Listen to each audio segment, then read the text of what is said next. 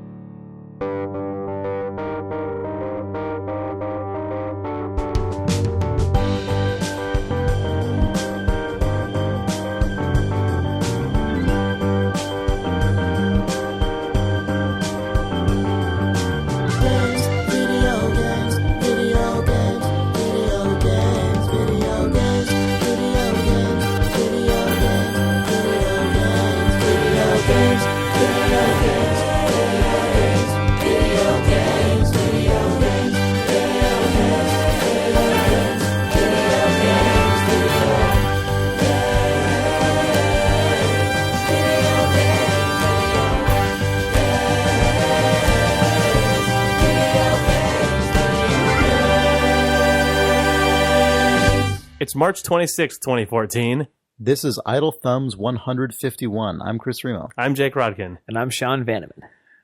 Thank you guys for listening to last week. It was a spectacular episode. It was great to have both Nick and Steve on the show at the same time. You all heard the new theme for the first time. So thanks again to everyone who helped out with that. It sounds great. Still loving it. Marquee episode. Cool. Landmark episode. It was one of the best. It set up Idle Thumbs 151, Bacardi 151, which we're all drinking Jesus. In honor of this 151st episode. Yeah.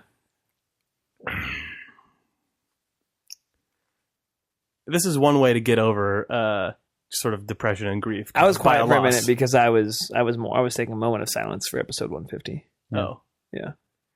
I was stepping on it. I know. That's okay. It's your way. My way is to step on it. Yeah, we should have Major Bueno make a game about the loss of Idle Thumbs 150. They probably would. Yeah. Because they're cool. They've probably already made it, actually, now. Yeah. This has been between you starting that sentence and finishing it, that game has in fact been made and shipped. Certainly, in between the time that we record this, we could immediately right now go and send Myas a message and say, please make us a game of 150. And he would be fully capable, he and, Benedict? Would fully be capable of did you guys creating it. Did you guys play their weird cat posing game that was at the GDC at the Wild Rumpus thing? Okay, none of us have played it. If you don't know who Major Bueno are, though, it's a guy named Marius and a guy named Benedict, who are from Germany. Somewhere in Germany. High in the mountains of Germany, where they last year made a game a month for 12 months. Yeah, and they're generally like single mechanic, obviously, Flash inspired ish. No, they're just Flash games. There are Flash games. Oh, okay, cool. That are actually pretty great, and you should check them out. They made one called Caesar's Day Off. That was probably my favorite one, and they just put out one here. Was The Visit. The Visit we talked about when it came out. Actually, we did indeed. But they made a game at GDC this year that was about posing cats. Opposing weird cats. Dance cats striking poses or something. They made two GDC games this year because they also made one about one of the kind of crowd sort of sourced conferences that ran parallel to GDC. I think it might have been Lost Levels. I can't remember.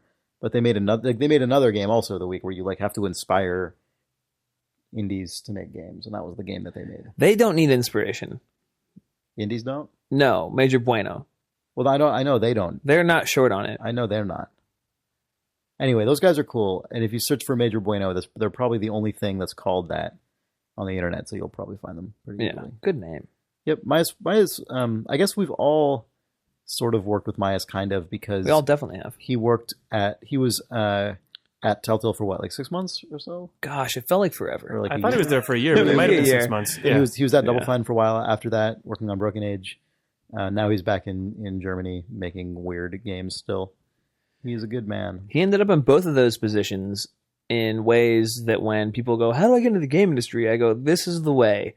This is a way. This is a way. The first one was they made I wonder what's going to happen on Tales of Monkey Island mini-sode that Telltale saw, thought was rad, commissioned them to make 5 of them to promote the upcoming episode every month, and then thought they were too good to let go, so brought them in to be cinematic artists for 6 months to a year. Yeah. And then he got hired at Double Fine by making a really good adventure game. Mm-hmm.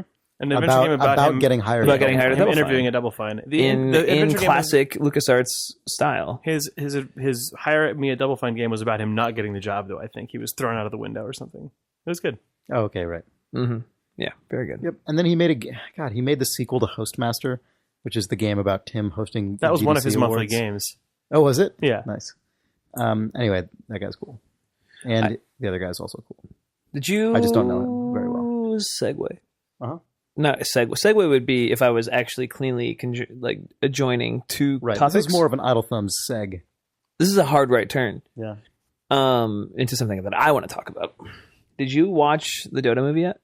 No, I haven't. Free to play. I have not watched it. It is free to watch on most outlets: Steam, YouTube, iTunes, International Tunes. You went to the San Francisco premiere. Oh, I went to the premiere. Dendy was there. Fear was there. Pretty good. I was gonna go, but then I couldn't. Super Giants Amir Rao was there, and I sold my ticket to Frank Lance, creator of Drop 7 and destroyer of my life, for like a year. I did not see him. So that was cool. I also don't know him.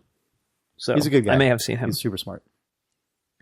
It was amazing. The premiere was actually just silly and fun. It was at the Castro Theater here in San Francisco.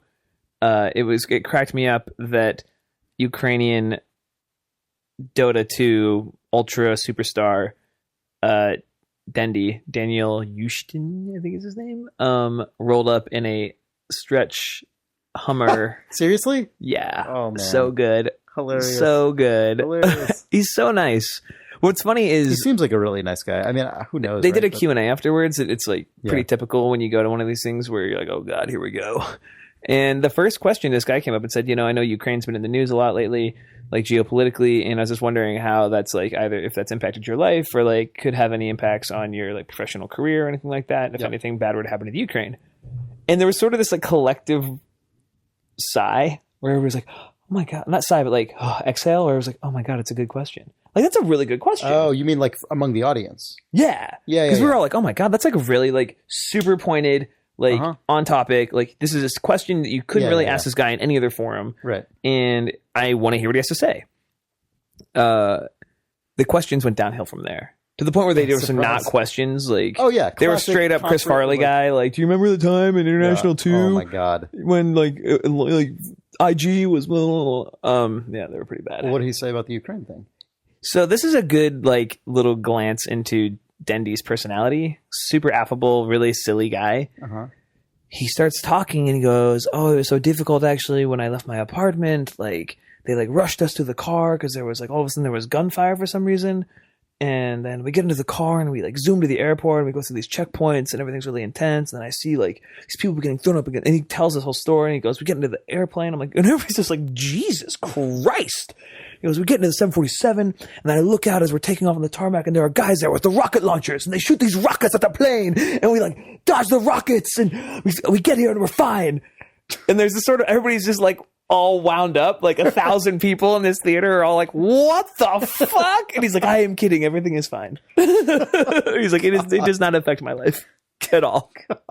Exactly. And there's this sort of this nervous laughter, but he was one of the only people I can think of who could pull it off. Like, it was a well landed, the joke landed like pretty perfectly. Yeah. But the movie does a really good job, I think, of highlighting his, like the three guys that follows are Dendy from Na'vi, a guy named Fear, who was originally on a team called Online Kingdom, but is now doing something on another team, or maybe alone. I don't know. And then a guy named HYHY, who was on a team called Scythe, but he's now like, I think he might be in the military right now, or he just came back and is on a new team.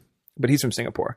So a guy from America, a guy from the Ukraine, and a guy from Singapore, and they follow their lives and talk to their parents and just sort of like figure out like what sort of has compelled them to be like those three guys, especially at the time of the filming of the movie, are probably three of the best in the world. Like, definitely three of the best in the world. Like, maybe the three best. There's obviously other people who were like in the conversation at that time, but it's interesting. It's very, very interesting, and because their neuroses are so different, and where they come from is so different. The relationship with their parents is so different, and it's really a delightful movie. I've seen it twice now. I watched it at the premiere, and then my wife wanted to watch it for some reason. Wow. Yeah, and she really liked it. Like, that's interesting. And they do a really interesting thing that I think Jake might appreciate, which is I will or might appreciate. They follow the tournament over the 5 days of the International One.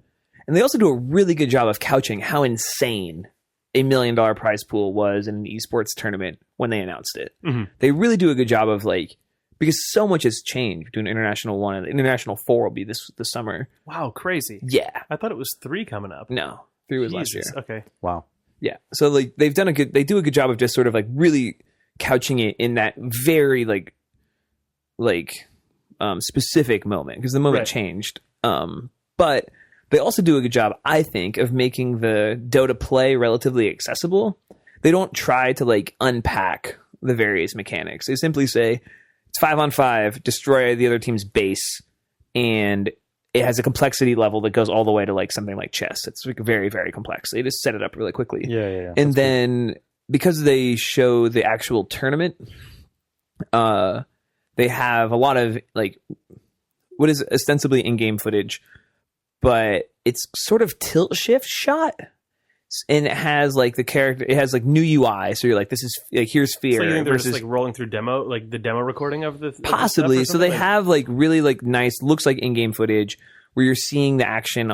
Like, and you only see it for like 3 or 4 seconds. Of course, if they stream in client, yeah, you could still go. You could watch International 1 in client right now, but then as like big moments happen, it blends relatively seamlessly to a stuff that's essentially made in Source Filmmaker, because it looks like a fucking TF2. Like it looks like it looks like a Pixar film.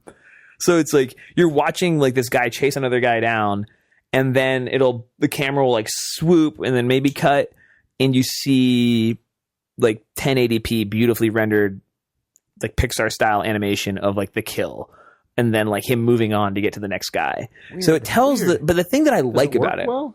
I think it does. I think there's probably a lot of debate, and I'm sure I'm getting an email that's like, you're an idiot.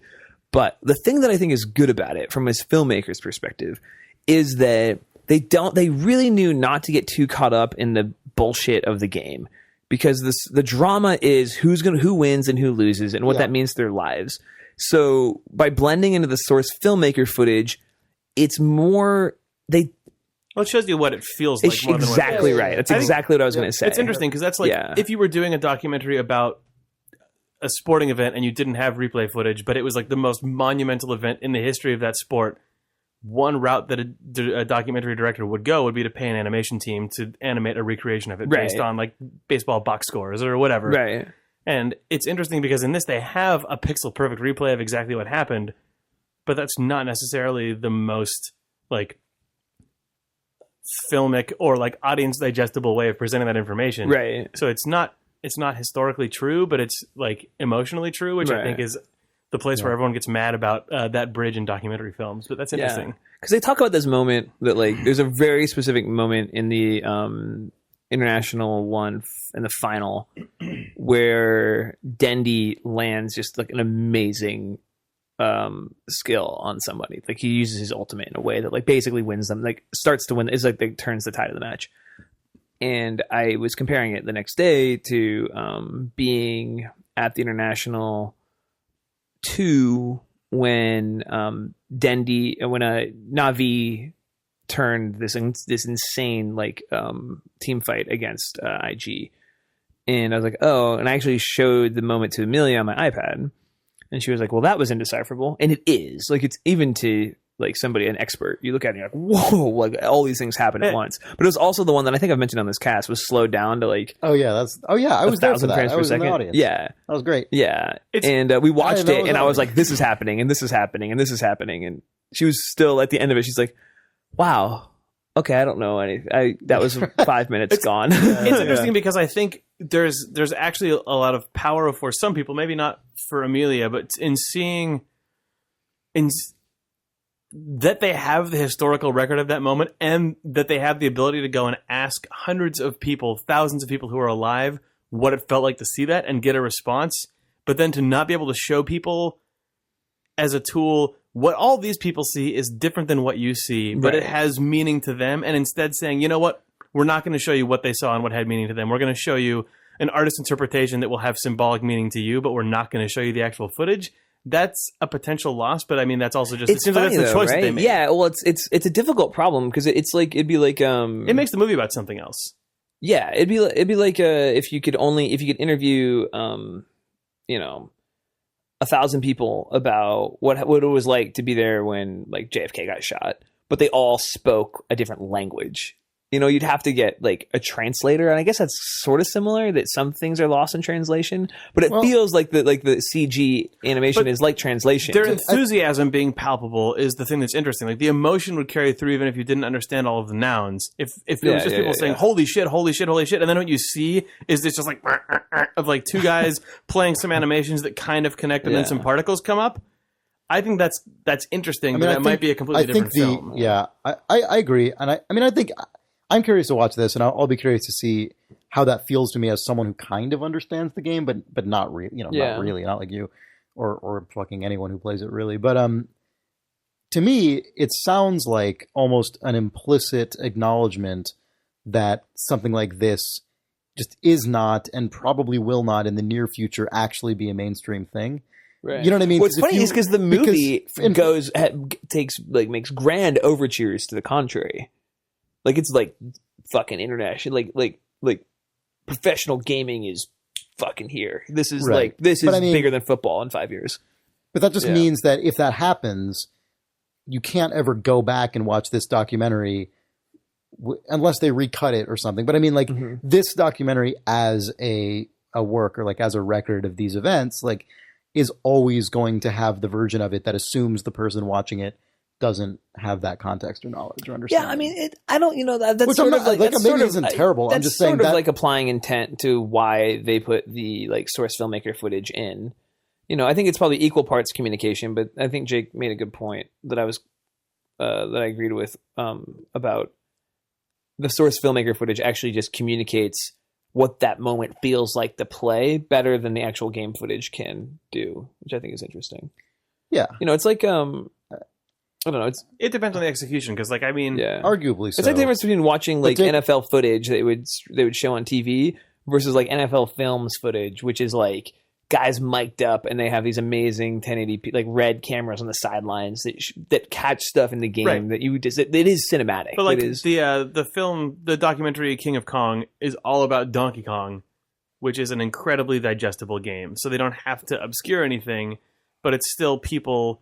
Like the story of that game or of that film is about people's passion for a thing that for most people is just a blinky noise in a bar. Right. And they don't have to guss it up because the objective is so simple. Right. But that's a good point. Yeah. Like I that, guess, if you get into Donkey Kong because of whatever reason, that movie, its meaning doesn't change. It actually probably becomes deeper because of that. And that's probably true for Dota. It just seems that it's just in a different way. I think Valve just likes trying weird things.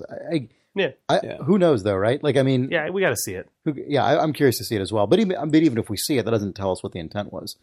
Sean saw it and he doesn't know what their intent was. You know what's funny is I fucking sat there and I thought about asking the question in the theater, but I didn't want to be a question pariah.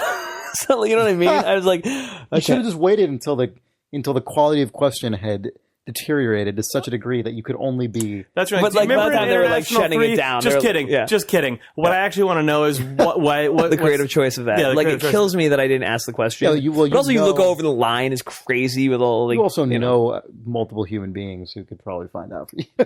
Yeah. I guess that's maybe a weird. I just didn't want to get in the line. I know, but I'm not saying at the line. I'm saying now in your life. Yeah, I know. Yeah. It does feel like a missed opportunity, though. Yeah. I mean, the thing that usually because there are lots of documentaries about things that are more complex than the person watching it is likely to understand. That's why Dota's the most complicated thing ever created by man. I mean, that's probably not. I saw a documentary about the Cuban Missile Crisis. It was like fucking nothing. They replaced it all with like it was like somebody like reading me Goodnight Moon. I mean, that's probably closer to true than it is to being false, right? But anyway. The documentary about the Large Hadron Collider actually just uses footage from Half-Life. Well, what I mean is that... so that it's digestible. It's a source filmmaker version of Half-Life 1. Yeah. Black Mesa source footage was included in the Large Hadron Collider documentary. What I mean though is that there are lots of documentaries about things that are too complex to represent without any other AV presentation, but usually that just takes the form of like a bit of the thing in question and then a longer shot of like the crowd leaping to their feet or like a tear running down a guy's eye or like what, you know, like they sell the emotional moment through other things that are there, but like just the thing that shows you what other humans, how other humans react to it. Right. You know what I mean? Which, I mean, Valve just has this crazy technology that they can do. There are some shots, and it's crazy because we can stop talking about this, but the thing that you remember about the international one is they didn't expect it to be very big because it was just at Gamescom in Cologne. Like, it was at the fucking show. Yeah, right. I've talked to Phil about this, And the teams sat in soundproof booths, but had to face each other through a glass wall. Whoa. Which you don't really get because you've been. Well, they don't do that anymore? No. They're basically they like face the audience now, right? Yeah, like on stage. Which like it's sort of like yeah, that's true. Although there's a certain appeal to them being able to just see. No, that's the appeal. I have to move my mic because I'm gonna fucking knock it over if I do this. But like to see like Dendy land something and then just stand up and just go what, like fucking like super eagle like fucking wingspan in their face eagle, like and then sit down. That's super eagle right there. I just did that. Referring to the never mind upsample technique, the graphic smoothing routine popular in emulators. Yeah, Jesus Christ. Good. Then he got up and suddenly even though he was only rendered at regular VGA res, he was upsampled nicely. Yeah. To like an XGA compliant resolution. This was back when he was playing Warcraft 1 competitively. In DOSBox. Look at this. This is what Chris loves. Oh, it's what you love fucking too, guys. I do love it. You're right. Yeah. Anyway, there's a direction this podcast could go that it would only be allowed to go if JP was on the episode right now. But we're going to shut it down because he's not here. Yeah. JP, it was good seeing you this weekend and your friend, but you're never going back on the show because that could happen. No. Whoa. I could never be there for that. Because then we can talk about. I want to talk about it. God, I want to talk about it. Just keep talking about your Dota movie. Yeah, we'll just. I'm done. It was cool to see that though. But the thing is, they did capture like these amazing character moments of just like raw emotion of people playing the game because of the way, completely based on how the international was set up. Like, just they wouldn't have been able to get these shots. I really need to see it because the journey that I've taken about the stupid CG interpretation of Dota footage has been intense over this conversation. I want to know what you think. Yeah. Now I'm landing in a place where it going from gameplay footage to then like the characters coming to life sounds like it makes it feel more like a commercial for Dota to me than a documentary. The movie's definitely not a commercial for Dota. It's saying, okay, you've said two things about it that make me think it's a commercial. It has the angle that esports and things like the international are going to be bigger than the NFL in 5 years, which is propaganda. And it replaces the impenetrable moments with sweet CG action sequences, which is what a video game commercial does. It also shows that Dota has destroyed two of these guys' lives. Yeah, but they're the outliers. They're not. No one would see that. Right, but that also is now like that then feels like military propaganda where it's like the great sacrifice, the risk and reward. That was actually the closer. I was going to say is the movie. I thought they did an outstanding job of making a good movie that did not feel like a commercial. Okay, well we'll watch it and find out. So the movie's free. So you think in 5 years? Like a commercial. It's like a commercial, right? Free to play, free to watch. That's why it's like when it was free. Like I actually thought about that. I was like, oh, it's free. It's free. They should have charged $1. They should have charged a fucking $1. It's free. And how many Dota items did you get at the premiere? I did at the premiere. Yes. Just to say some. I got the free to play Valve Complete Pack, which is retails at like $20. Okay, I think it's fine. So in 5 years, sick set for Pudge. In 5 years, esports are going to eclipse the NFL and. Versus, but that's like the movie isn't saying that. An interview with somebody in the movie. Sure. Yeah, of course. But the movie, the way the interview is framed is sort of implicitly endorsing it. But I will say the movie feels like a documentary film. It feels like a captured story, not a presented story. Yeah, no, I'm sure. Does a good job. There's just one of two paths that reality can take. One of which is that movie comes true. The other is that the Castro screens free to play again in 5 years as a double feature with The Wizard. I'd be fine with that. I would also be fine with that right now. How are those outcomes mutually exclusive? The Wizard is not screened to hail the uprising of the competitive Nintendo scene. It's an ironic look at a thing that did not ever actually go anywhere, but was a product of its time. So you think that movie can only be screened in irony? There are elements of that thing that are not possible remotely to take genuinely. For instance, this is where you and I differ. When Jacob. was the last time you saw The Wizard? Some years ago. It did crush the life of that girl with the two ponytail and the glasses who just didn't quite make it in Mario 3 when she was playing against the Wizard and Lucas. The girl who came in third, she looked very frustrated. It didn't cut to her parents. Yeah, maybe she was supposed to go to Stanford. Yeah. Oh, she's going to use that Nintendo competition money. Yeah. Just... Also, I can't remember if Lucas used the Power Glove in tournament play, but I don't know. He does not. Okay, he does not. I absolutely remember that. Absolutely not a question. He does not. I think they use the big NES Advantage controllers, though, because those are what the pros use. That equates to, like, Razer peripherals now, I think. I love Razer. Yeah, we would love to have them get involved with the Dota Today podcast in some fashion. I'm fucking not A competitive kidding. gaming event that used the production design of the end of the Wizard would be probably the most fantastic competitive gaming event. The International is actually too classy compared to the end of the Wizard. Way too classy. Yeah. You have to go, though. We can't go this year because of the way the game schedule works out. But you have to go.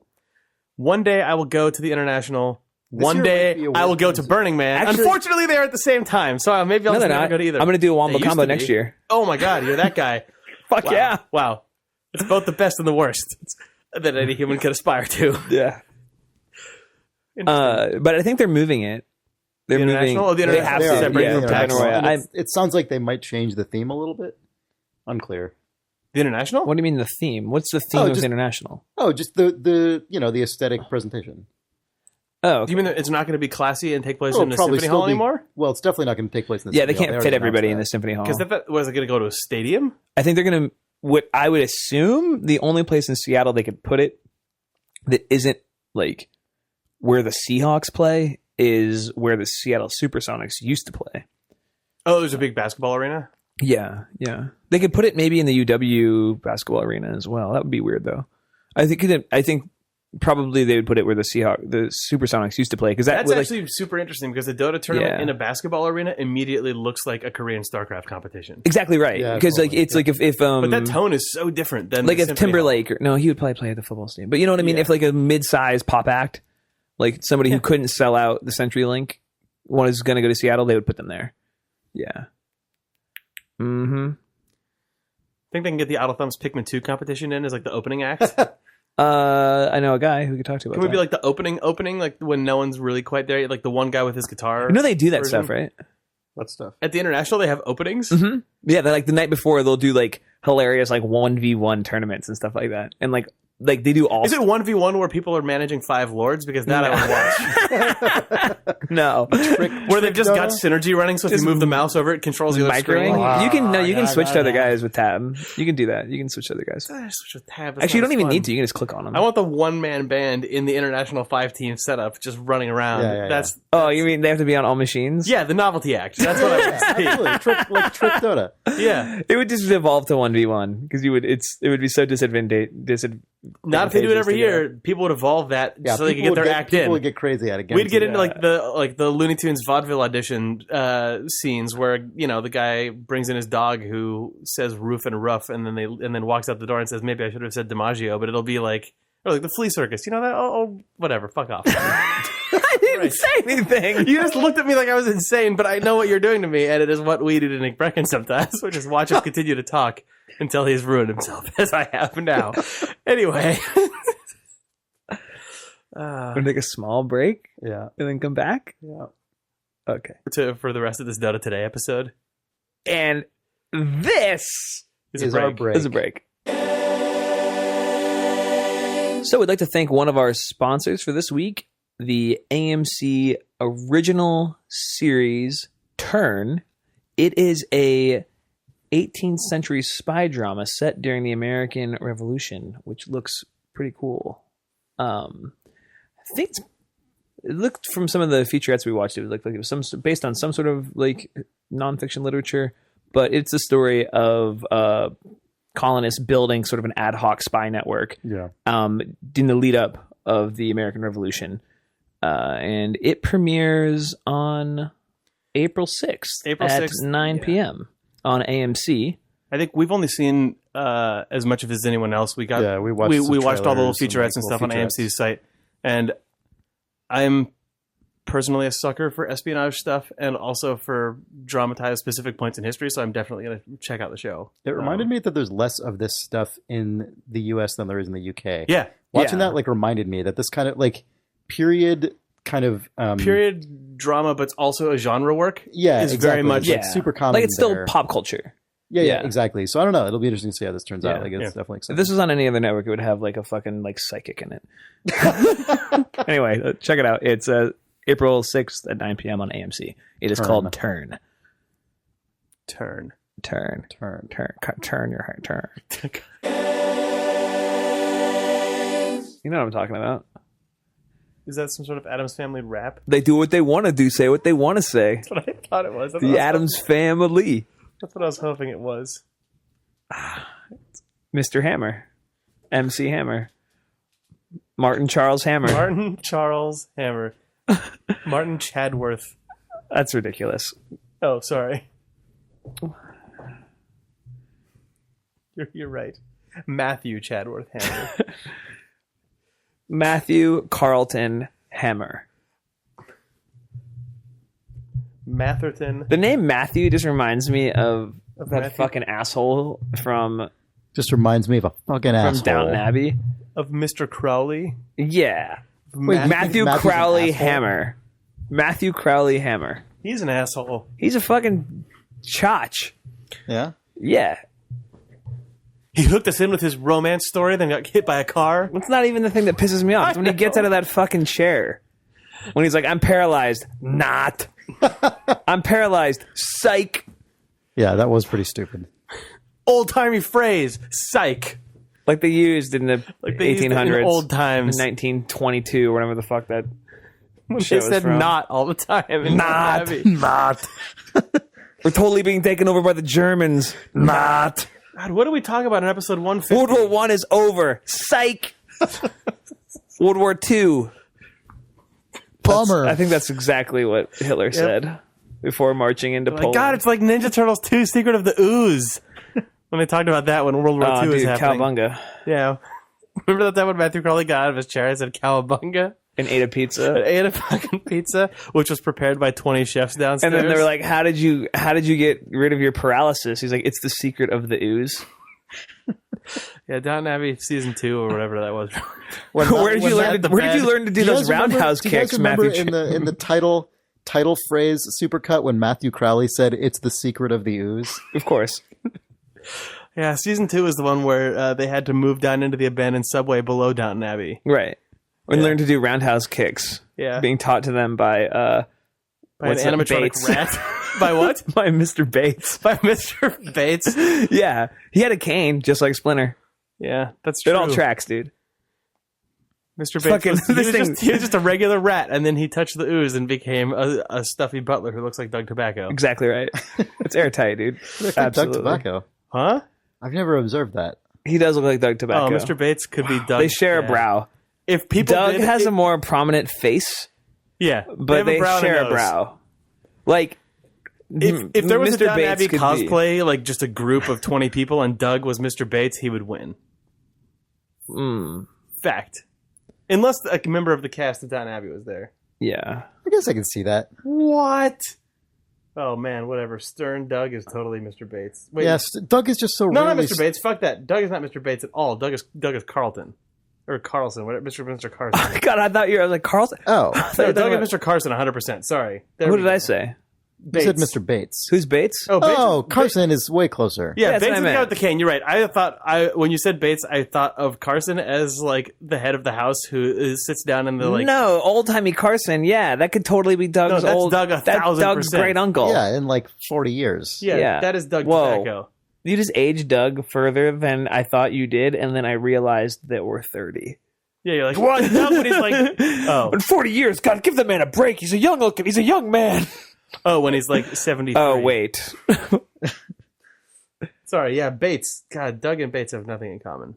No. Yeah, Doug and Mr. I Carson, didn't though. realize. I was willing to give you some. Although they are both They are both subject to fits of violent rage. They both have really, yeah. Oh, Mr. Bates is a sick PHP programmer. That's true. Yes. Yeah, they don't share that much. No. It wasn't really applicable in his time. Yeah, it dropped a bit of it in season 3. But it was one of the skills that he had, along with when he like skullduggery. redoes the Downton Abbey website in the Fuel framework. Yeah. It was surprising when he revealed his database skills when he mentioned a left join that one time. He built a content management system for crumpets. He did build that bell system. Oh, but that was, yeah. That's Mr. Carson again, not Mr. Bates. Which the Doug. Yeah. Doug's Mr. Carson. Looks like him. Acts like him. How many people do you think turn on idle thumbs and go, I really hope they talk about Downton Abbey? Which is a show that's not even in the zeitgeist right now. No, that show... Yeah, it kind of fell out of it. It kind of... Because that show is bad. Because that show was good. It was never actually good. It was good for a season. Season one is good. The thing about it, though, is it's good in the way... In like, when you watch season 2 and then 3 and then you start watching 4, it makes you look back and think all of it is exactly. bad. It's like dating a girl who on your third date is kind of rude to a waitress, and you're like, oh, she's, you kind of like dismiss it, and then because it goes well for like 6 or 9 months, and then she just gets progressively worse, and then you realize she was always just the rudest person. Yeah. Downton Abbey might have always been bad, and it just hit it itself. Just hated that waitress. I don't know, man. I still really like season 1. Yeah, you had a good time season 1, man. It's fine. I'm sure you did. You guys went to the movies. Oh, so you preferred it back when all the cultural norms were in place, when people were just under the thumb of a... Well, because it was about, like, mainly the interior drama. Like, it was less impacted by just these weird Deus Ex Machina that, like, fucking zoomed in out of nowhere. Maybe like, that's their I think big that statement. actually was better. What did World War I do to British culture? It made it boring and ruined it. Things were better before the war. They were like more dramatically interesting, sort of. Yeah. Cleaner romances. Oh my god. That burned face guy didn't exist. Fucking burned face guy. You guys want to do are we gonna hit the mid roll now? Yep. Here we go. Okay, take a break. We'd also like to thank our second sponsor, the album In Flux, which is put out by a video game and like video game culture music label called Brave Wave. In Flux is a crazy album. When we heard about it, we sort of said, oh, like chiptune stuff. But then looking into it, it's a collaboration between a ton of people, both sort of, they call it like an Eats meets meets. They call it a meets. They call it an East meets West video game album. And it's not a compilation just in that it has music from a bunch of notable Eastern and Western composers. It's that they actually work together on a bunch of different tracks. Yeah. So there's a track on here from Jim Guthrie, whose music you probably know from Indie Game the Movie and Sword and Sorcery. But it also has, I'm going to butcher his name, but it's Akira Yamaoka, the guy who did all the Silent Hill music. Yeah. Like, that was crazy. I like that track a lot. There's also a track with Chip Zell, who did the music for Super Hexagon, and Minami Matsume, she wrote the music to the original Mega Man game. So and a bunch of other Mega Man scores. Also, I looked her up because of this. She did the original Mega Man when she was 23. Yeah. So anyway. So take that, everyone who's made anything. Anyway, it's a super interesting album. We can play like a little snippet for you right now.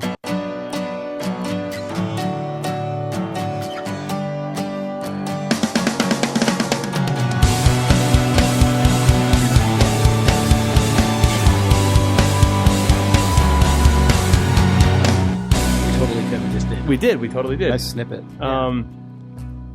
Yeah, so you can check it out. It's like 12 tracks. It's got a bunch of just a ton of names from across all sorts of games and game history, and you can check it out at... Did you mention that the guy who made the Spelunky music is on this? Oh, right. Chris is the composer on The Great Game is also featured. But you can check it out at bravewave.net.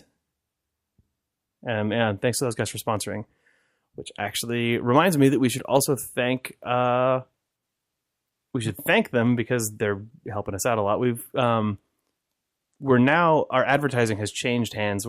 As you guys have noticed, since we came back from the Kickstarter ages ago, we've occasionally had ads on the show, and we now actually have an advertising like network who's helping us out. They're called the Midroll.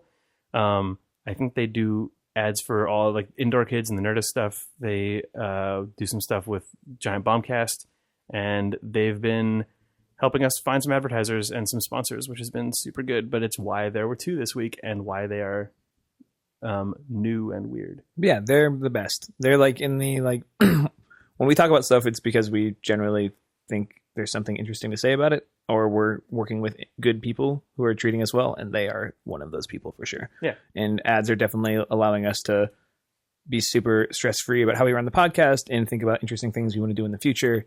And thanks to them and to you and to you, Chris. Oh, thanks, Sean. You, Chris. Only way for his voice. Oh, you son of a bitch. You did it. Gotta get it back. That robot ate that. You, Chris. That was your most mourned loss of 150. Was the I know. It was still just like, it was just like, it's like going out and like having a great night with your buddies, and it's like the most epic, best night ever, and just thinking about it for years. And then you go out with those same buddies later, and they all like have girlfriends and kids, and they're tired, and it's the middle of the week, and you're like, let's get shots. Let's like recreate that night. So everybody does a shot, and they hate it, and then it's just like, yeah, we did it. But no, that was That's like how it felt to you? that's how it felt to bring that joke up again. Sorry, man. Did you guys ever play Doom? What? Doom? Yeah. Yes. I just want to get us back from the break with a video game that we all played. Is that it? Is that all you got? Yeah. I played Luftrausers. Is that similar to Doom? Is that a Doom clone? It has fewer colors in it than Doom does, and probably roughly the same amount of like horizontal and vertical pixels. So it's a Doom clone. Basically, no. This game is the most recent game from Vlambeer, which is the studio that made Ridiculous Fishing and most recently kind of spearheaded got a game I talked about. Nuclear Throne, which I liked a lot. Vlambeer is an interesting studio because they tend... It's two Dutch guys, Rami Ismail and Jean... a Dutch man whose name is Dutch. And Merrick Bronstring. Let's just assume that it's Merrick Bronstring. Yeah. It's cool. like John Willem Nijman. Bronstring? Merrick Bronstring. Anyway, is it Jean-Claude Van Damme? Yeah. Yes. That's it. We're really good at this. Yeah, we're good at podcasting about video games. Thanks, sponsors. He's Dutch. They work with a bunch of different people, like on a case-by-case basis, and make games that are really different in a lot of ways, but the things they share in common tend to be that they take a particular mechanic or gameplay idea and just really make it super expressive and super thoroughly like emblematic of the thing they're trying to capture. So Luftrausers is maybe an even more extreme example of that than most of their games. And so this is a game where you play kind of a weird, like, kind of for like Nazi evoking air pilot or something. I don't know. Like, You're like a Red Baron-esque. How would you describe that? thing, Yeah, right? I guess it's like not so much Nazis and more like kind of weird World War I, like kind of Red Baron stuff. I don't know. It actually reminds me of the old DOS game, the Red Baron. Yeah, where, that's a much closer because you are just, it's all airplane dogfighting with just like flying upside down and sort of diving around. But this game is less Nazi specific and more general Teutonic kind of early century air combat. Yeah. General stuff. But anyway, it's not like it's a fictional setting. It's not like it's an actual thing. But it's super duper limited color palette. Like this game looks like it only has, I don't know, 4 to 6 colors. Like, Yeah, it's like a Game Boy. It looks like a Game Boy game, but tinted sort of like burnt red. Yeah, and Like a Game Boy Color game? It looks like it really looks like you're playing a Game Boy game Like that doesn't have Game Boy Color, but you're playing it on a Game Boy Color and you've chosen the red palette. Yeah, where everything is just like an opacity of one hue. And you play it like it's a side view, so side perspective, and it's just a flat plane where you use the WASD or arrow keys, I guess, like whichever. Like like the old. It's the same perspective as like an old arcade game, like Defender or something. It's like just that. a side scroller, yeah. It's side scrolling. It's like the classic game Red Baron. Yeah, and I'll just keep saying that. that's fine. And the thing that's cool about it is that I remember it was sort of a thing that was fashionable for a while to describe like action movies or games as like balletic. I think The Matrix kind of ushered that in. You know, people would describe gunplay as like being like a ballet or something, right? Or like during the Crouching Tiger, Hidden Dragon. Yeah, era. that too. Yeah. And this really feels like that to me in a way that I think is more powerful than a lot of the stuff that started to get described that way. Was like the controls are incredibly simple. This is the part of it that is very much in Vlambeer's wheelhouse, is to take something that's very simple, which in this case is just all the controls are like move around in, 4 directions or like diagonals, and or let go of movement to stall, which is just the absence of that input. Fire your weapon or not be firing your weapon. And the reason it's like worthwhile to point out that not pressing an arrow key or not firing your gun is actually like significant input is because they both have they're both really important pieces to the feeling of this game, which is not the case in most games that look like this. Like in most games that are top-down shooters or side-scrolling shooters, not if you have a gun that fires infinitely, which in Luftrausers you do, like there's no ammo count in it, at least not in any gun that I've unlocked yet. Not firing is usually not really a choice unless there's like an overheating mechanic, which in this game there's not. You actually technically have infinitely regenerating health. It's just you only regenerate when you're not firing your gun. And so that's quite significant. And then stalling is really cool because since you're in the air, but it's not a spaceship or something, like you're in low to the ground air combat, stalling is a really important evasive maneuver, but because the game is so over the top, it doesn't feel as significant as it does in like a real flight sim or anything that's trying to model like physics in any real way. It's just another method you can use in this like graceful manipulation of your craft. And so you're constantly like weaving in and out of these just sprays of bullets and like crashing directly through other planes because you know that if you'll regen. Yeah, that if you stop firing and manage to evade bullets long enough, you'll regen. And so that becomes part of this loop. Like the thing that's so great about being able to crash through other planes is that it allows you to not have to suddenly like interrupt your cool trajectory because of a collision. And so it allows you to really focus on like maneuverability and evading enemy fire and like putting yourself in a position to pull off like, a cool 5 kills in a row kind of dive or something, or like launch a run on like an aircraft carrier that's in the ocean beneath you. It's just a really, really, really good exploration of kind of unconstrained aerial combat movement.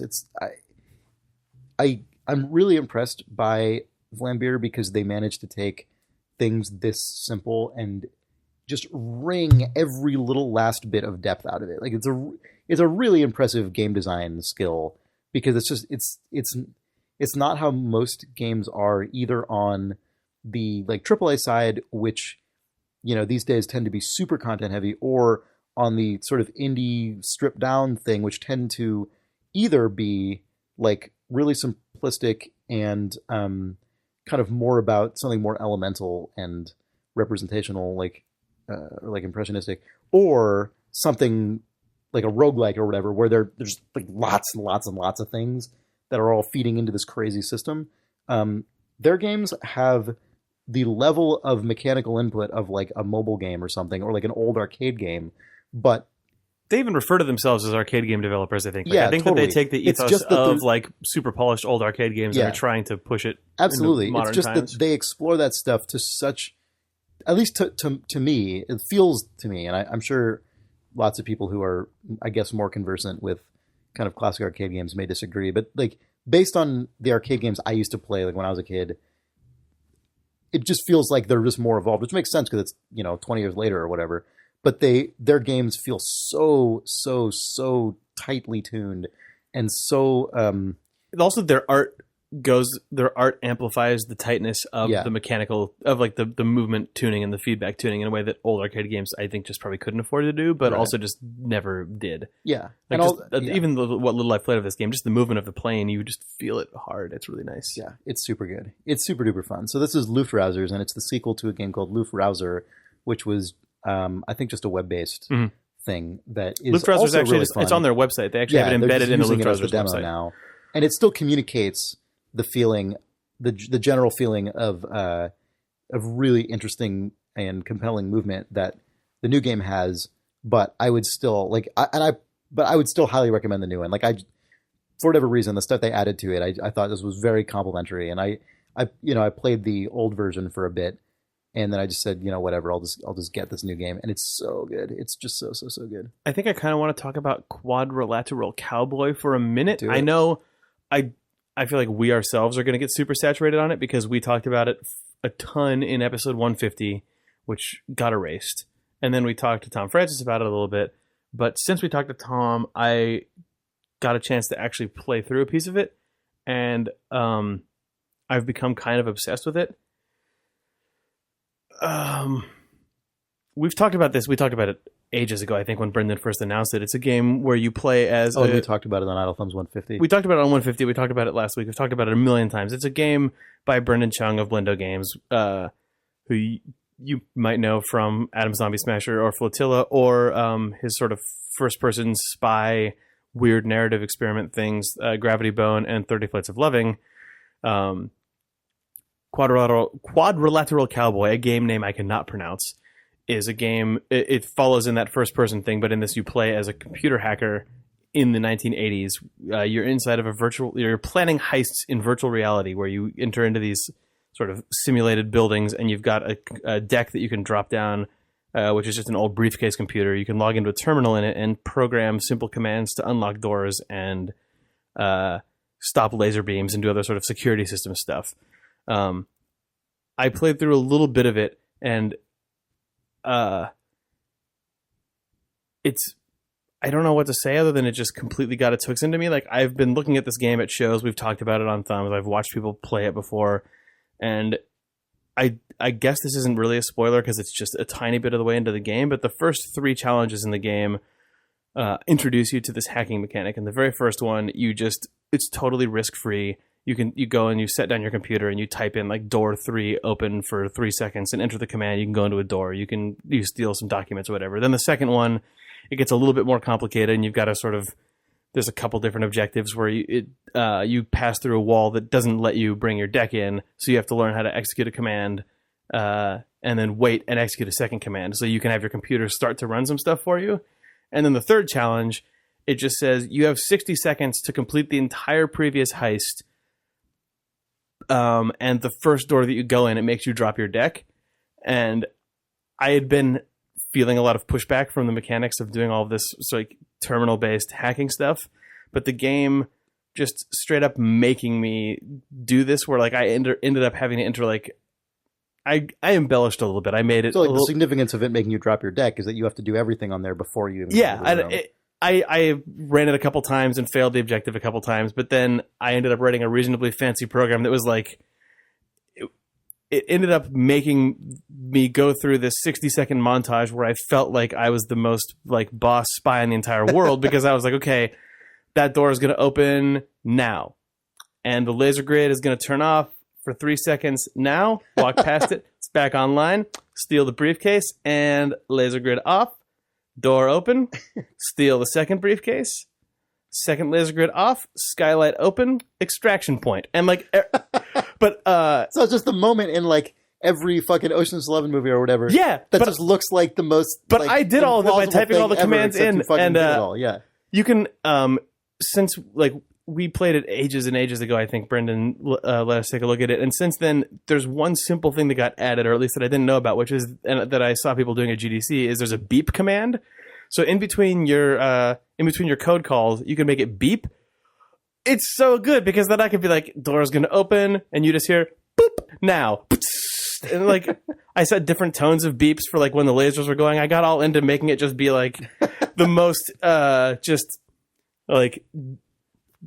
fucking tasty scenario in the world where I could just be this douche who just strolls past all the security cameras as they turn off, grab stuff, walk up back onto the roof, fold up my computer, and walk away silently, and nothing ever saw me. Oh my god. And then after that, the game just goes completely nuts where you're like managing multiple characters and all sorts of crazy stuff. But just that, where I was like, okay, this is kind of like tedious, and I'm not, okay, never mind. Fuck it. This is the craziest thing that I've ever experienced. And now all that I want is to play that game forever. A sort of fairly subtle thing that I really like about the beeps, and I feel like I know exactly why he put this into the game, both as a developer of the game and for a player's benefit, is that the beep, being able to like just insert like a beep command anywhere at any point along the chain in your string actually reminds me more of writing code than like any other part in the game does, because everything being able is to like, print debug commands basically. Exactly, it's like being able to put debug commands, because most of the game is just issuing commands the same way you would in like when you navigate DOS, which in itself isn't really programming. It's just sort of navigating a text parser. But when you think of it in terms of having to string it all together into essentially a program that, and then actually needing to debug that program because you need to be able to like adjust timing here or there, like adjust the sequence. Like it's still not really like crazy programming in like the most true sense, really, I guess. But like it basically is. It's the thing that made it feel like I was debugging a heist routine and not like I was failing a mission, because I sort of executed that final plan in two stages. First, I just ran the code and just looked at the deck and didn't even look out into the world at what was happening. Like I just looked at the in-world computer screen, and it ran through. It doesn't compile and then output errors. It actually tries to run it in real time. So it'll like, you'll hear a door open and close and a beep happen, and then it'll just go, invalid command. But then it doesn't fail. It just executes your next command. So I just watched my shitty heist run through a couple times. And then, even then, I ran through it. It just fucking robo-rallied it, where everything just keeps cascading into. But then I ran it in the actual room, and I heard beeps and the doors open, and then I just heard like boop boop, two back to back. It's like fuck, one of my commands just failed. But I was in the middle of a heist, and the alarm went off, and the machine gun shot me, and I got pulled out of the simulation. But it wasn't like I died. It was just like, oh, my code is bad. My heist is not accurate. That's so and then cool. I modified the code, ran the heist again, and then the satisfaction of doing that, like it felt. I mean, I completed the objective in the game, but it also had the feeling of like, sweet, when the real guy does this, like it's gonna be perfect. He's gonna, we got it. It's perfect. This is a flawless plan. Like it was a very nice, specific feeling. And the other thing I was saying about development is I can totally imagine that feature. It could have come either way, right? It could have come out of playtesting, but I could also almost more easily it's a real debug command as like, Brendan is needing this. Like when you're designing levels, especially when you're designing levels for a game with really intricate systems, you need this fucking test shit constantly. And it's like I would imagine that from his standpoint, he probably went crazy trying to design rooms that were challenging but also need to work. Like it needs to be doable without being too difficult. And then also Tynan Wales is also helping him out on a design side. I don't know which of those guys is doing more of the like level design stuff, but I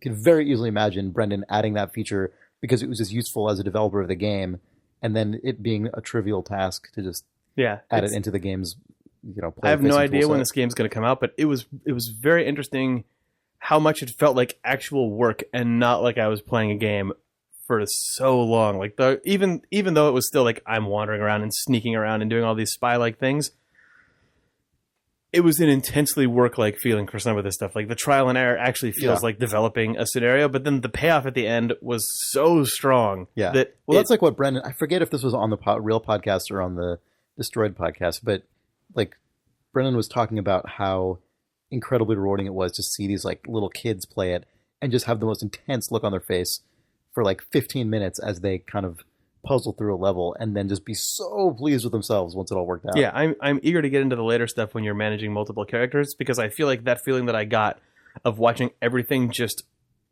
basically orchestrate itself, even though I still had to play the part of the human in the heist, imagining that going on with the like ghost recordings of the three other characters that I've played and just like seeing it, I don't know, it successfully built a one-man Ocean's 11 montage, so I'm really, all that I want is to see what happens when it builds a 2, 3, 4-man one of those. Anyway, there's not a whole lot more to say because I have no idea when that game's coming out or when Brendan's going to show more after what he showed at GDC. But yeah, I was pleased to go back and get a chance to actually like sit down with the version that he was showing. yeah, totally. Anyway, Cool. yeah, games, computer games, games in which you operate a computer. Yes. Quad Cow. Computer video games. A CVG podcast. Like Doom. Like Doom. I was going to mention Betrayer, but I don't think I am. That's I don't fine. really know what to say about it. Yeah. Doom. I don't want to talk about Doom again. Where's Again, JP LeBren when you need yeah. him? Doom was the first like real multiplayer game that I played. Though I actually had a friend bring another computer Man, over. I never played that thing. We multiplayer. plugged a null modem serial cable between the two computers, and they just pretended to dial up to each other over a LAN that was basically two serial cables, and it was so fucking fun. That was mind blowing to me. And yeah. Was it more mind-blowing than Quadrilateral Cowboy? I think I didn't. Pointless questions. Yes or no, Jake? Answer the question. That's really hard to know because my mind at the time that Doom came out was not. Was more blowable? It was more easily blown. It also, yeah, it didn't know what it didn't know to the degree that like Quadrilateral Cowboy is probably a bigger mind. So explosion. your mind moved from Colin Powell at the UN to Donald Rumsfeld post Iraq invasion. I would say that's accurate. I mean, when I played Doom Where's it now? multiplayer for the first time, it was just like, oh, this is probably what a computer can do because I got this game and it says you can do it. Oh, we did it. I guess what you can do with games is plug two computers into each other and then run around a 3D world and kill each other. Mm-hmm. Turns out People have been doing it for that's really what you can do in really games. basically what you do. That is their chief. That's their chief purpose. That's what they are. Yeah. Yeah, I don't know. I don't want to talk about Quadrilateral Cowboy much more. You want to talk about Blast Core? What is your deal tonight? I only played Blast The Core only once game when I played rented this it. week like gave me a fucking panic attack. Was it Blast Core? No, it was Betrayer because Betrayer doesn't feel done to me. Yeah. Yeah. What is Betrayer? Betrayer is a know game what it from is. a very great group of designers. Chief among them, Craig Hubbard, from games such as No One Lives Forever And Fear. and Fear. So Steve Gaynor's Hot Jams, his favorite games. And I was really excited about it. It was an alpha-funded game from their new studio called Black Powder. It's set in the 1600s in sort of like a Roanoke style, like early American colony. And you wake up on the coast of America, Yeah. I guess, and wander down a path into the woods towards, I guess, what are colonies, and then are beset by like basically demonic conquistadors. There's combat, there's sneaking around, some adventure gaming style mechanics, but it's all sort of shrouded. There's also like a lot of narrative content you pick up in there. It seems like notes, a lot of notes. And so much about the game just doesn't feel like it was finished to me. It was really sort of enlightening though, because without getting, I mean, I think I should probably keep playing it for myriad reasons. And see that? See, you guys didn't fucking turn on me. Yeah. Either way, it's fine. Yeah, it is. I know. I researched it. But it was really crazy to see a game that just feels unfinished be out. It also came out with very little fanfare this week. It had been out on early access. Yeah, it had been out on, but it was actually just like It was an EA their game. beta. Yeah, but going into the forums and watching the community that's growing up around this Took me game, like 5 full seconds. dude, that's what people call it in the forums. I Really? mentioned They it call it earlier. the Yeah, EA the Steam game? community calls them like this is the problem with EA. You know, it's like you get into a beta and blah blah blah. I'm like, what? EA did not publish this game. That's where I was for like a solid 10 minutes. I thought because Jake was sort of smirking as he said it. Yeah, because And I'm Jake's like, a is smirker. that an Electronic Arts joke? Like, is that No. No, I was obviously referring to early access. I know, games. But I it's just also mind-boggling this game was early access because it's a linear content-driven, like first-person shooter, basically. right. Like its value is in the first experience of the content. It's not a roguelike. It's not a builder. It's not anything like it's not an procedural RPG, survival game or something, yeah. or anything like that. There are like systemic combat systems that are. I mean, the AI in the game is really poor. It's just not great. But there are things like the wind blows, and then during that time you can sneak around better. So it feels like it does have like definite like roots in the style of of immersive sim that someone like Steve might love.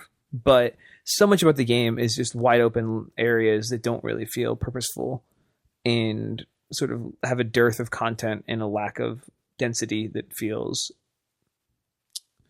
inappropriate for a game that isn't doing a lot on the combat side. It was distressing to me as someone who makes games. So that's why I had a panic attack. It's like, gosh, like it just feels like, well, you ran out of time, money, or you didn't care anymore. But obviously they cared. So something happened. Like really good people involved. Yeah, it's always weird when you see a game that feels like, man, there actually is a ton of care in parts of that game, and then it feels like something stopped somewhere. Yeah, but I'll keep playing it. So you can check it out. It's like, I think it's like $17 right now.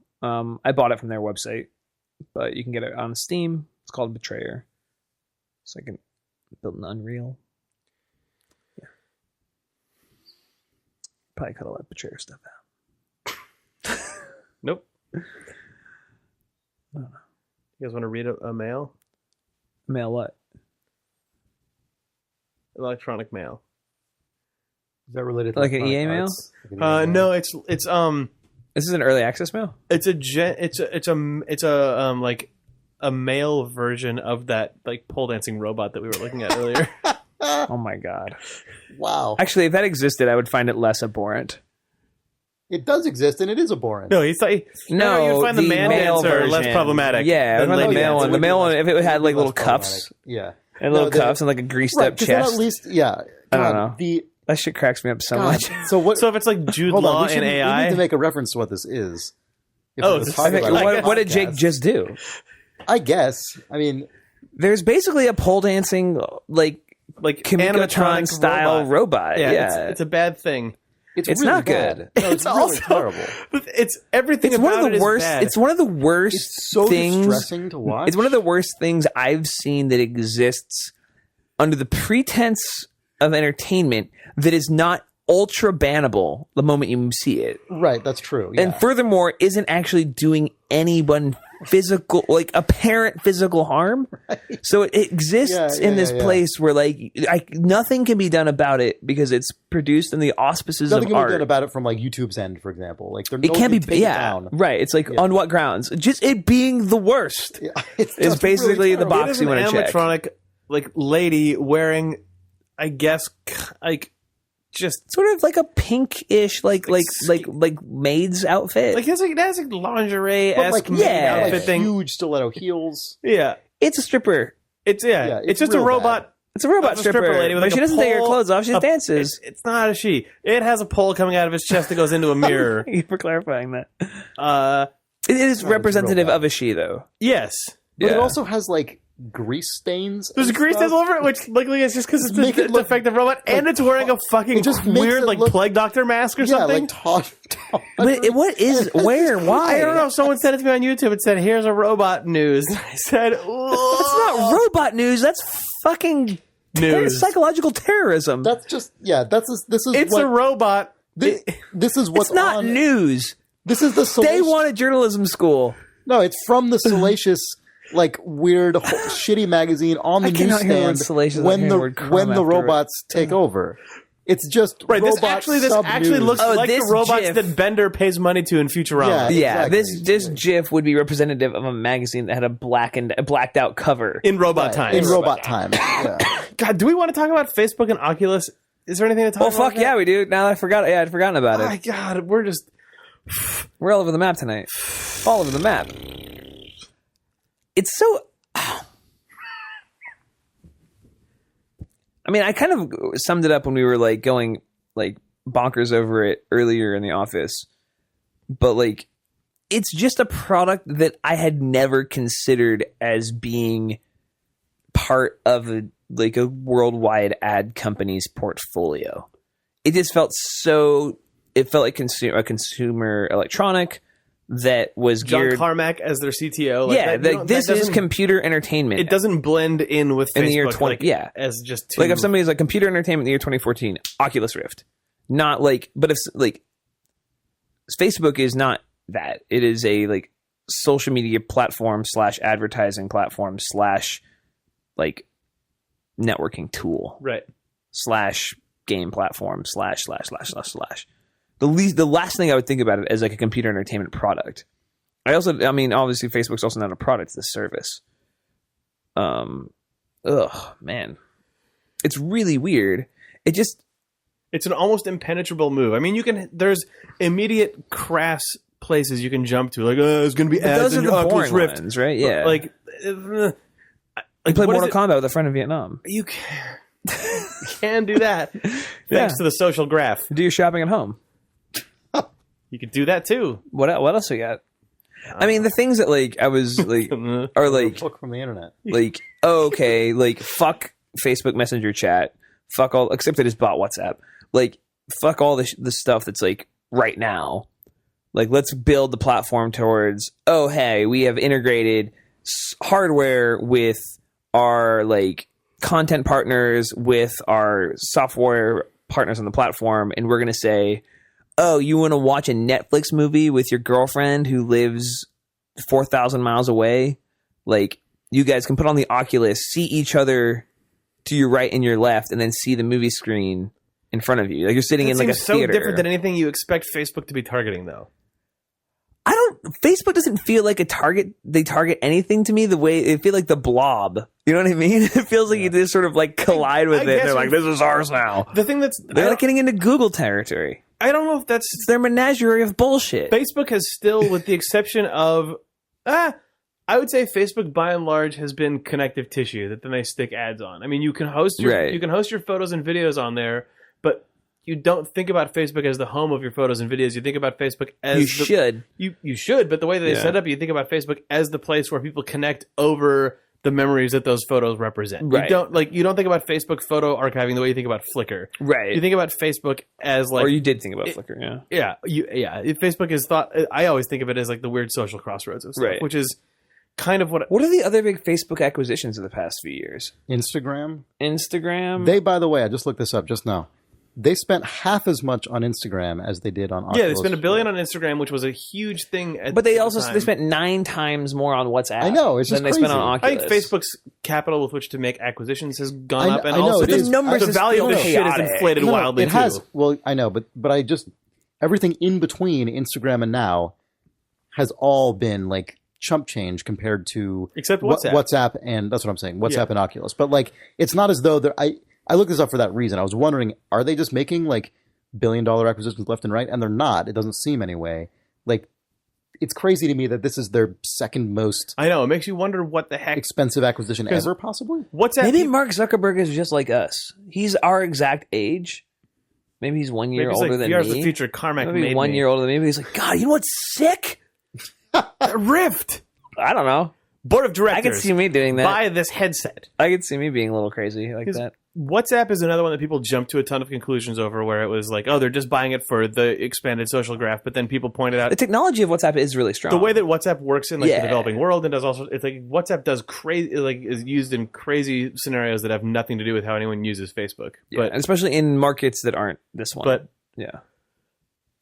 Still 19 billion. The thing that bummed me out about the entire thing was people who were mad at it because they were Kickstarter backers. That basically just pissed me off, and I don't want to. I know. I saw you and Chuck getting all uppity about that on Twitter, and I think it's forgivable in that people, when you back something as a Kickstarter, you get emotionally invested. I know, but they're just getting their emotions out. I know. People that part of it is fine. People being annoyed is fine.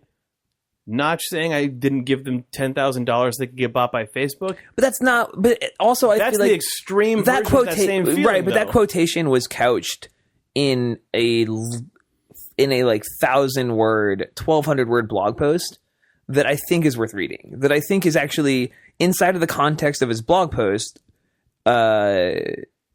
It's disappointment and frustration over all of what it means. But it's just sort of like, it's not what I think what he's saying that is just sort of like, I didn't envision when I was a Kickstarter backer that I was helping build the value of a company towards their acquisition in a portfolio. And he probably is kicking himself for that, not necessarily. I know. And in his blog post, it feels like he doesn't. He actually says, like, congratulations to Oculus, congratulations to Facebook. This is a great buy. Like, good job. You bought a fucking cool company with rad people in it. I just think what you do is stupid, and I'm really looking forward to your competitors. I just hope that people's takeaway isn't Facebook buying companies is fucked up. I hope that people's takeaway is you could have all caught this sooner as backers of this by noticing that this was impenetrable. An amalgamation of 10 venture capital firms invested $90+ million in Oculus, and that made the news all over the place.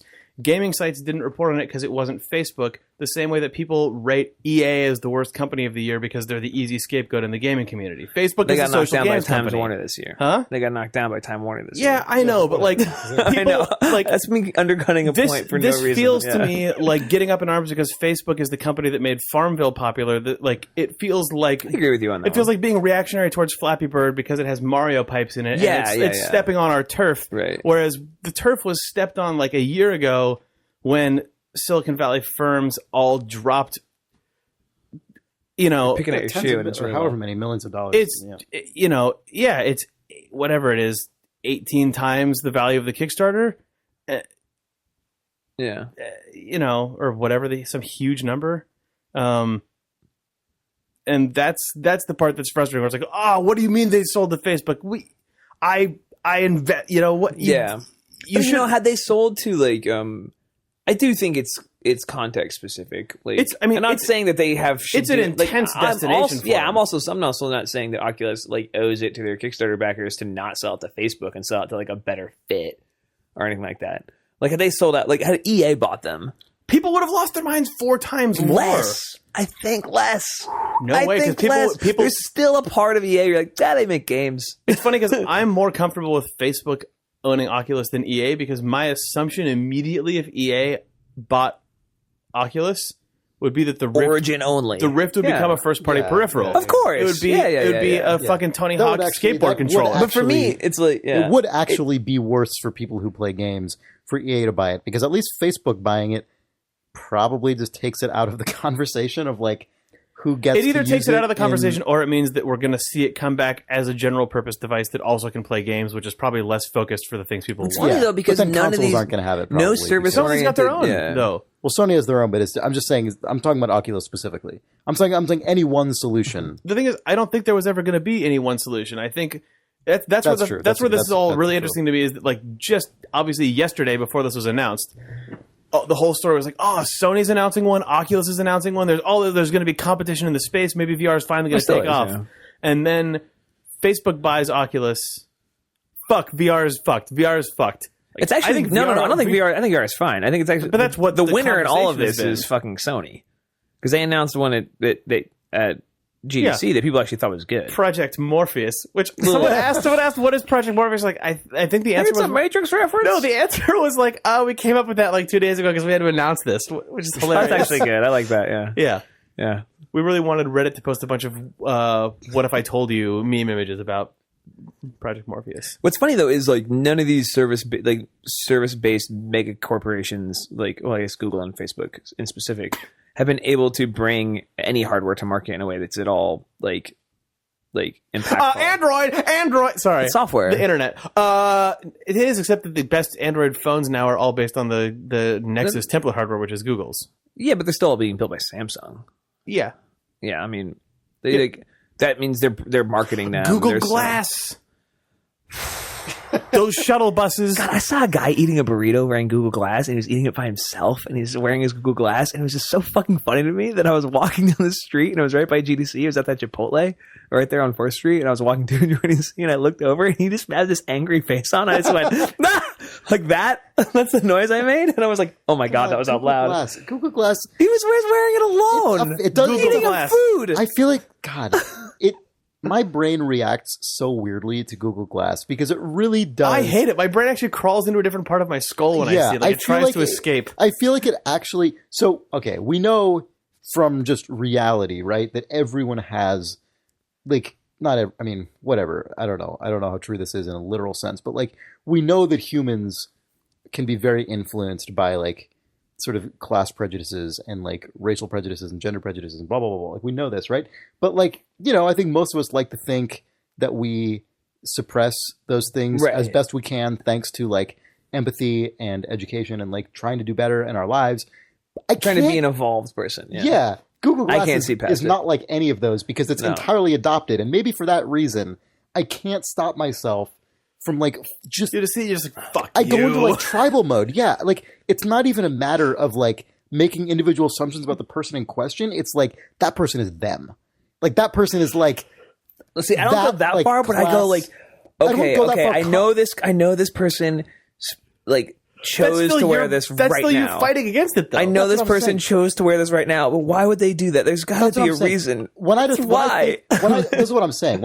I'm externalizing what my brain does, but I'm not thinking that consciously. Yeah. I'm not actually putting them into like a group literally in my brain, but I feel it's like the same sensation of like you feel they're the ones who are like marching in. Like, you feel the part of your of your mind and of your person that tries to be above that stuff. Yeah. Like shoveling so much coal in and it can't fucking get the fire hot enough, and it's really tough. It does it because they are a person. You know, they have elected to wear this weird thing on. But for me, that's like a strike against them. You know what I mean? It's like you're wearing. You've chosen this. Like, and I mean, also, I will point out the obvious fact that like the fact that Google Glass is my example of that means I'm pretty fucking lucky, right? I don't have real shit in my life that a lot of people do, but like it's at least not of that type. But like.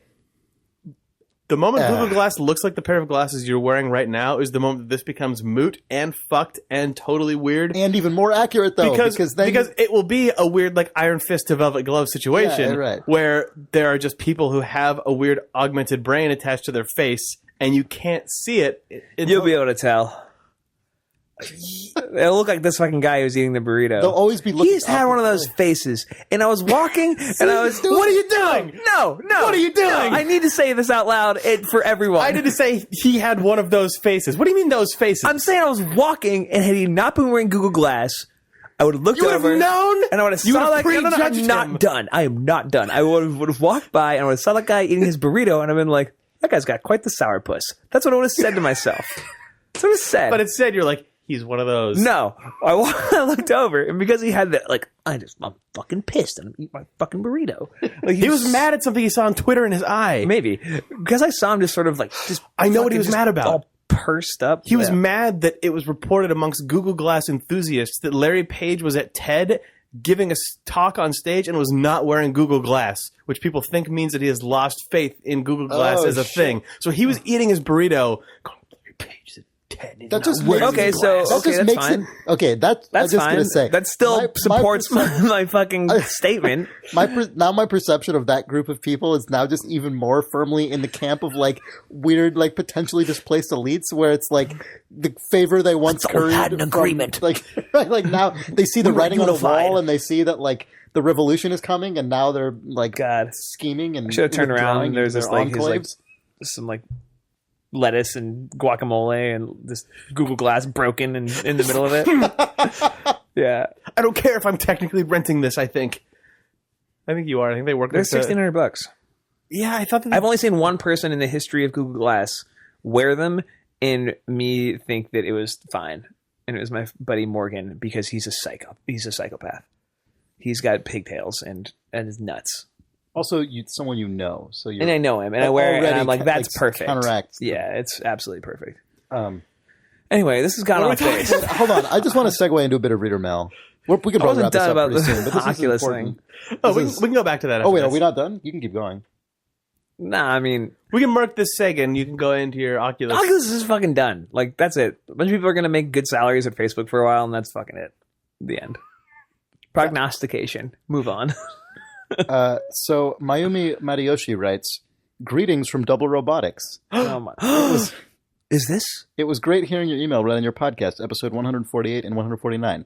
By the way, I am a girl. You kept referring to me as a he in 149. Oh, Sorry, we're the worst. I'm staring at...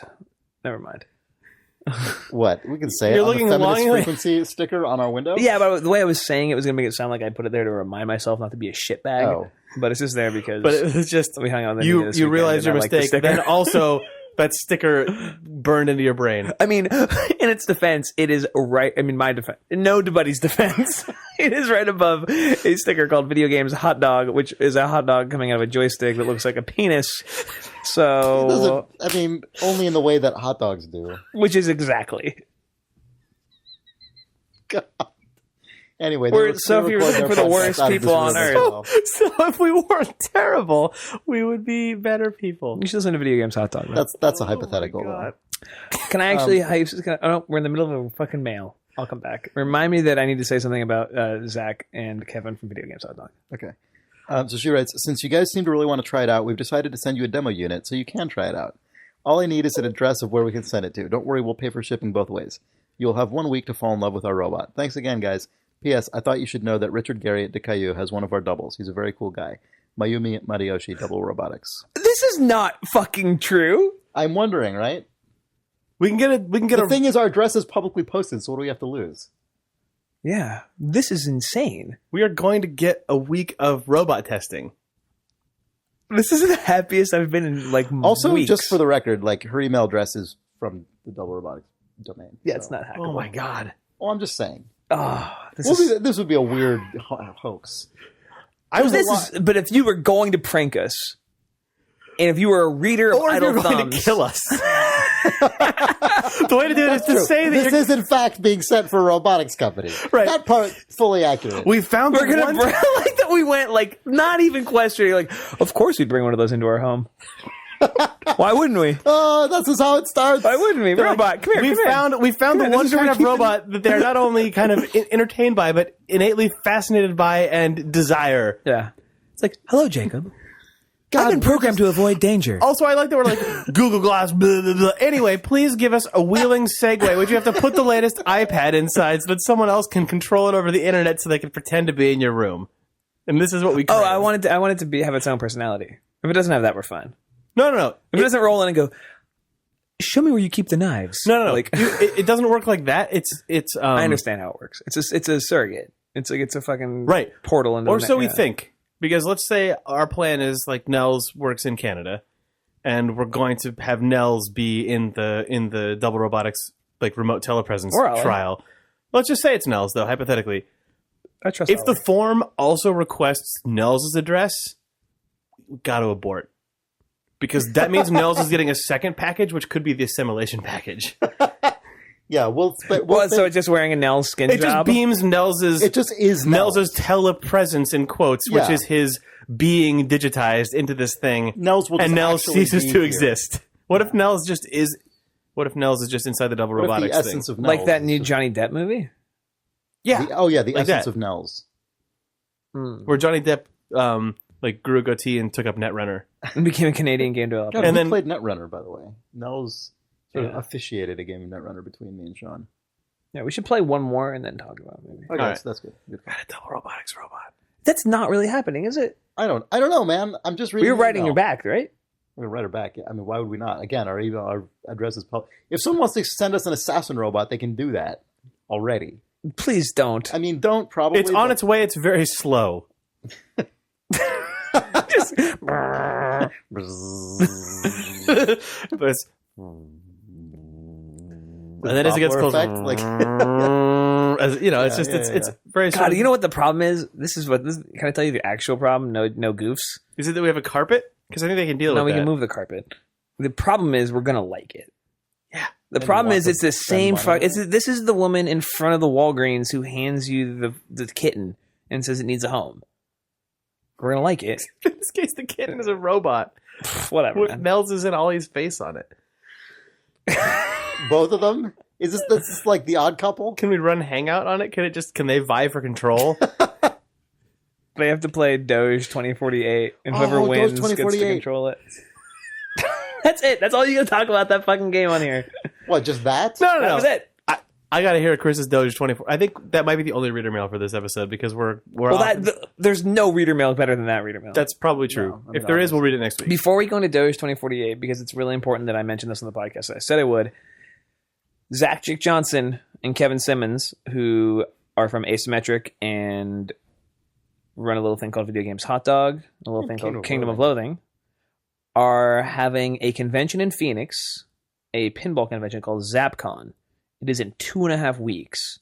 If you were anywhere in the Arizona, Phoenix, Sedona, whatever, desert area, you should totally go. I've wanted to go for 2 years now, but I can never really make it work.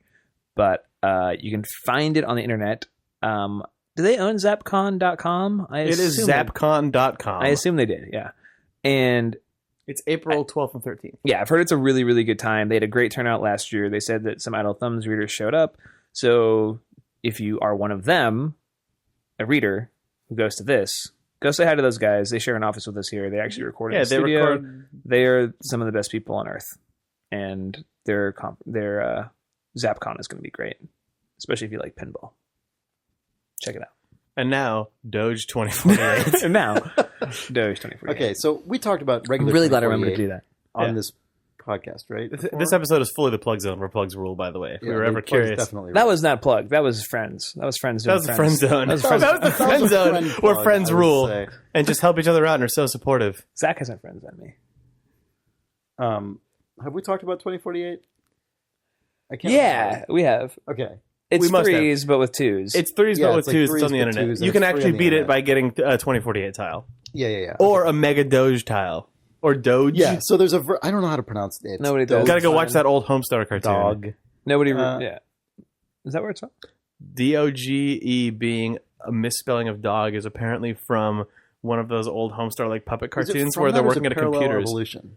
It's from Homestar? Know Your Meme claims that Doge, the misspelling, is from Homestar, and that then got affixed to that dog meme. Okay. Which was originally not called that. Oh, okay. Also big fans of Wave. Of Wave. The Homestar. That's what Homestar loves. Homestar loves Wave and Doge. What album does he like from Wave? Influx. So anyway, Doge 2048 is a version of 2048, except instead of numbers, all the numbers have been replaced with stupid animated, or sometimes animated, sometimes not, like just Doge GIFs. So we're actually down. We're deep into like the dark Ramo at this point because the things that you profess to love, or that you would prefer that you loved, are very, interesting, thoughtful. Just rewind and listen to him talk about Luftrausers or whatever. Right, but I love Luftrausers. Yeah, that's what. But the way you talked about it was quite. Yeah, but it was what your brain actually demands. The part of your brain that judges glasswearers despite your best interest is shit like addictive slider games and bad internet gifs. So basically, so I could take or leave Doge. I'm fine with it. But the thing that is, love it. I mean, you love when there's that pizza pulsing behind him. Oh, I love it. I mean, okay, that's fine. It's lovable. I'm not against it, but like at all. But wait, is this going to be like both extents of Chris Ramo as I know him coming together to discuss 2048 Doge and why it's in fact fascinating to you? I don't know. Jake, I can't wait. I'm going to talk about why it's fascinating to me, but you can be the judge of that. So instead of numbers, like it's as if all the tiles were numbered. It's just that all the ones that are 2 just have this picture of like a Shiba. Is that the Shiba? It's a Shiba Inu, correct? Yeah. And like all the ones that would have the number 4 have this other same picture of a Shiba, like a Shiba Inu, but with a different, but with like a pizza or like on a starfield or like pulsing or like pulsing or a pulsing pizza. Yeah, or like a pulsing pizza. But none of them have numbers, so you don't know which is which. And so, like, to combine 2 pictures of the Doge with the Starfield is like, I'm pretty sure that's going to be the Doge with the pizza, but I'm not really sure. Or is it the TV static Doge? Yeah, and so... Oh, right, the TV static Doge. Yeah. And so... One of the greats. And so it's not really... Oh, the pulsing one is the best. It is when you get there, you know you're in deep. You know you've reached a certain milestone. Although it always, because there are no numbers, you don't know how much farther you have to go. You don't know how much farther you have to go, and you you can remember kind of generally, oh God, I think this one is like ahead of that one, but I forget by how many levels. So a lot of the strategic decisions you would make in like regular 2048 or 3s or something get really mushy. And I got to the point in 2048 where I stopped playing it because I could beat it like every time I played so you it. upped the challenge with Doge 2048. Well, I wasn't, not on purpose, but everyone kept replying Doge 2048 to me. And the first time I loaded it up, I'm like, oh, okay, whatever. Like, this is pretty funny, I guess. But like, I didn't bother. And I can't remember why I started. I think it's Will Armstrong, who sits next to me at work, like actually started probably not playing in earnest, but like he must have also found the link somewhere and like loaded it up. And I'm like, oh yeah, Doge 2048. Like, I'll load that up. And it actually is like a really fascinating experience once you've really once you've really internalized the rule set and like strategy necessary to just kind of blaze through 2048. Because it's the same game effectively, except there's just an element of uncertainty and chaos in it that isn't there in the normal game. Yeah, fuck you. How did you make that sound? And it, I don't know, it just gives it a like good spiciness or something. Oh God, I know. I really enjoyed it too. I actually like it more than the regular one because I fixate too much on the numbers. Whereas when I'm allowed to sort of let it sort of slide off my brain a little bit, I actually feel like I do better. Yeah. But also, since there are no numbers, I don't know if I've done better. Yeah.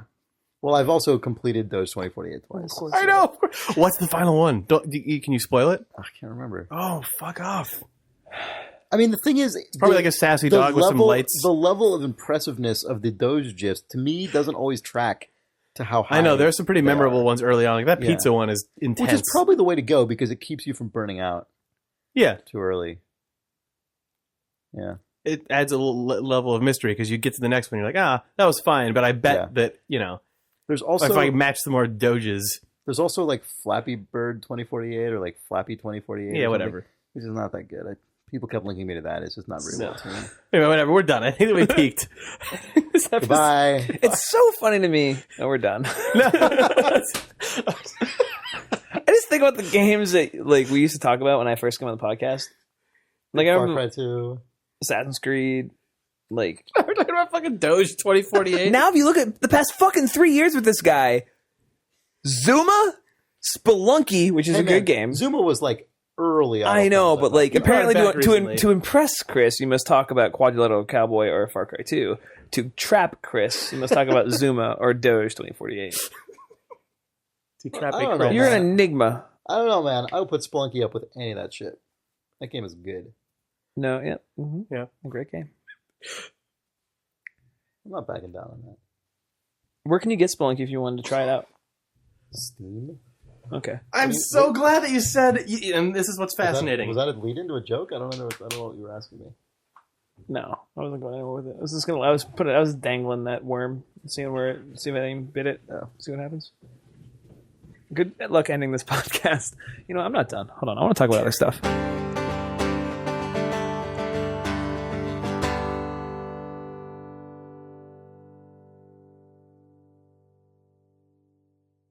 What if there's an album that has the guy who made music in Sword and Sorcery teaming up with the guy who wrote all the music in the Silent Hill series on the same track? I would say, Jake, you're a fucking liar. I'm not lying. And you would... how would you prove to me that you weren't lying? You're a fucking liar, Jake. Jake Rodkin. There's this album. No, there isn't. There is. How could that be? Some people made it. Who are they? Jake, if you don't tell me who's on this album that I don't even believe exists, I'm going to kill your family. They're already dead. Because you can't tell me, or because they actually are already dead? No, you can't kill them because there's no one to kill. I don't have a family. I'm born in a petri dish. I'm an orphan. I'm a Polish orphan. Brainwave.net.